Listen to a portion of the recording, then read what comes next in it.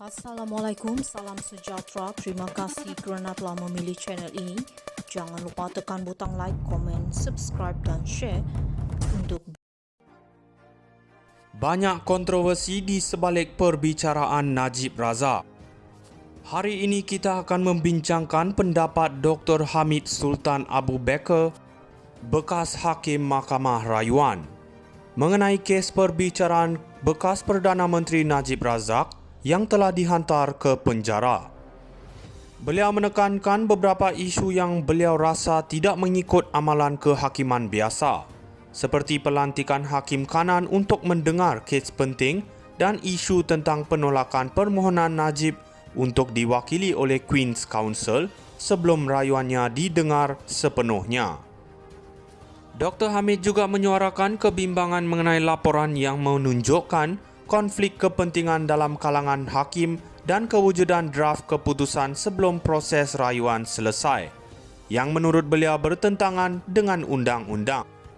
Beliau turut mempertahankan Peguam Utama Najib, Hisham T. Poetek, seorang pengamal undang-undang yang berpengalaman yang menurutnya telah menerima kritikan yang tidak wajar. Najib akhirnya tidak diwakili oleh peguam dalam perbicaraannya yang Dr. Hamid tegaskan sebagai satu penafian hak perlembagaan. Beliau merasakan bahawa keputusan mahkamah dalam permohonan semakan Najib menunjukkan penekanan terhadap keadilan prosedur dan keputusan ini mungkin memainkan peranan penting dalam permohonan pengampunan Najib di masa hadapan. Dr. Hamid juga mengingatkan bahawa sistem kehakiman harus diisi oleh individu yang beretika dan berpengetahuan untuk memastikan hak-hak konstitusi terpelihara. Banyak kontroversi di sebalik perbicaraan Najib Razak. Hari ini kita akan membincangkan pendapat Dr. Hamid Sultan Abu Bakar, bekas Hakim Mahkamah Rayuan, mengenai kes perbicaraan bekas Perdana Menteri Najib Razak yang telah dihantar ke penjara. Beliau menekankan beberapa isu yang beliau rasa tidak mengikut amalan kehakiman biasa, seperti pelantikan Hakim Kanan untuk mendengar kes penting dan isu tentang penolakan permohonan Najib untuk diwakili oleh Queen's Counsel sebelum rayuannya didengar sepenuhnya. Dr. Hamid juga menyuarakan kebimbangan mengenai laporan yang menunjukkan konflik kepentingan dalam kalangan hakim dan kewujudan draft keputusan sebelum proses rayuan selesai, yang menurut beliau bertentangan dengan undang-undang. Beliau turut mempertahankan Peguam Utama Najib, Hisham T. Poetek, seorang pengamal undang-undang yang berpengalaman yang menurutnya telah menerima kritikan yang tidak wajar. Najib akhirnya tidak diwakili oleh peguam dalam perbicaraannya yang Dr. Hamid tegaskan sebagai satu penafian hak perlembagaan. Beliau merasakan bahawa keputusan mahkamah dalam permohonan semakan Najib menunjukkan penekanan terhadap keadilan prosedur dan keputusan ini mungkin memainkan peranan penting dalam permohonan pengampunan Najib di masa hadapan. Dr. Hamid juga mengingatkan bahawa sistem kehakiman harus diisi oleh individu yang beretika dan berpengetahuan untuk memastikan hak-hak konstitusi terpelihara. Banyak kontroversi di sebalik perbicaraan Najib Razak. Hari ini kita akan membincangkan pendapat Dr. Hamid Sultan Abu Bakar, bekas Hakim Mahkamah Rayuan, mengenai kes perbicaraan bekas Perdana Menteri Najib Razak yang telah dihantar ke penjara.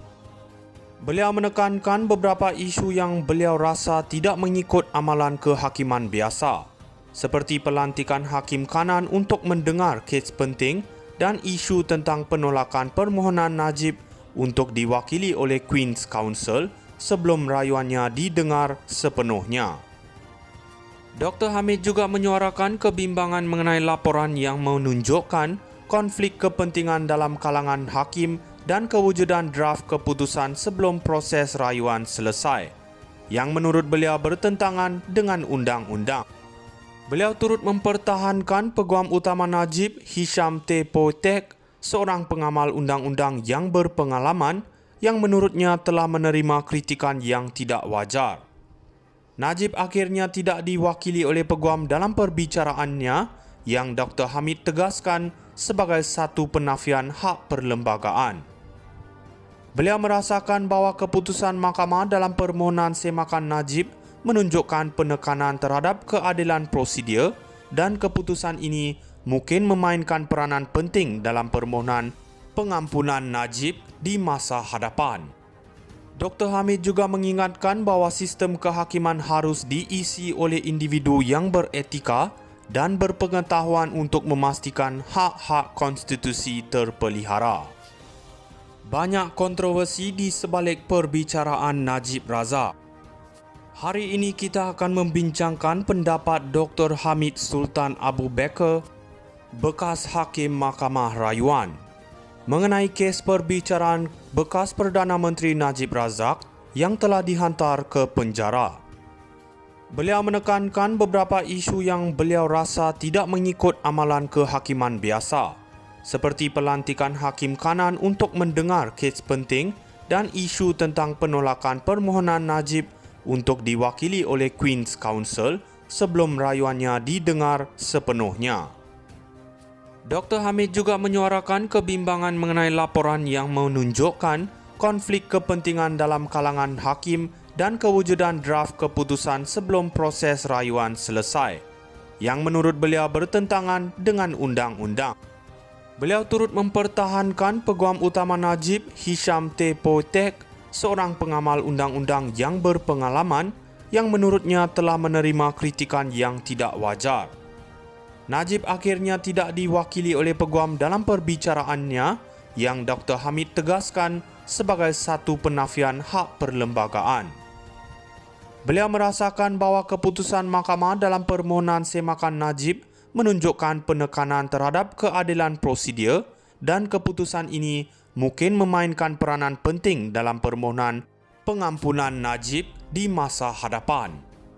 Dr. Hamid juga mengingatkan bahawa sistem kehakiman harus diisi oleh individu yang beretika dan berpengetahuan untuk memastikan hak-hak konstitusi terpelihara. Banyak kontroversi di sebalik perbicaraan Najib Razak. Hari ini kita akan membincangkan pendapat Dr. Hamid Sultan Abu Bakar, bekas Hakim Mahkamah Rayuan, mengenai kes perbicaraan bekas Perdana Menteri Najib Razak yang telah dihantar ke penjara. Beliau menekankan beberapa isu yang beliau rasa tidak mengikut amalan kehakiman biasa, seperti pelantikan Hakim Kanan untuk mendengar kes penting dan isu tentang penolakan permohonan Najib